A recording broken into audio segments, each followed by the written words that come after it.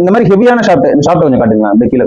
இந்த ஷாப்ட் இந்த மாதிரி ஹெவியான ஷாப்ட்ல மெட்டல் அதாவது வெல்டிங் பண்ணி சீட்டிங் பண்ணுவோம். இப்போ நம்ம புஷ் ஷீட்டிங்காக வெல்டிங் பண்ண ஆரம்பிச்சிருக்கோம். கொஞ்சம் ஒரு லேயர் வெல்டிங் அடிச்சிருக்கேன். அடுத்த லேயர் நம்ம வெல்டிங் அடிக்கும் போது பாத்தீங்கன்னா இந்த லேயர்ல பாதி வர மாதிரியும் புதுசா இந்த இடம் அடிக்கப்படாத இடத்துல பாதி வர மாதிரி அடிக்கணும். இப்போ இந்த ஷாப்ட் வந்து ஹெவி ஷாப்ட். ஸோ இதெல்லாம் வந்து சிங்கிள் டேக்ல நம்ம வெல்டிங் அடிச்சுட்டு வந்தோம்னா ரொம்ப நேரம் வெல்டிங் அடிக்கிற மாதிரி இருக்கும். ஸோ வெல்டிங் அடிக்கும் போது என்ன பண்ணணும் அப்படின்னா கையை வந்து இந்த பொசிஷன்ல நம்ம வந்து இப்போ வெல்டிங் ராட் அசைது பாத்தீங்களா, இந்த பொசிஷன்ல நம்ம வெல்டிங் பண்ணணும். இப்போ நான் வெல்டிங் பண்ணக்கூடிய விஷயத்தை அப்படியே கவனிங்க. நம்ம சேனல் என்ன நீங்க சப்ஸ்கிரைப் பண்ணலாம், மறக்காம நம்ம சேனலை வந்து சப்ஸ்கிரைப் பண்ணிக்கோங்க. கூடவே வர அந்த பெல் ஐக்கான பிரஸ் பண்ணி ஆல்ல போட்டுக்கோங்க. இப்போ நான் வெல்டிங் அடிக்கும் போது என்னோட கை எந்த அளவுக்கு அந்த வெல்டிங் ராட் அசைது அப்படிங்கறத கவனிச்சீங்கன்னா உங்களுக்கு தெரியும். நான் சொல்ற மெத்தட்ல நீங்க வெல்டிங் அடிக்கும் போது அகலமாவும் வெல்டிங் அடிக்கலாங்க. அகலமா எதுக்கு வெல்டிங் அடிக்கிறோம்னா மெட்டலை சீக்கிரமா வந்து நம்ம ஃபில் பண்ணோம் அப்படின்னா ஜாபும் குயிக்கா முடியும். அதுக்காக தான் நான் அப்படி சொல்றேன்.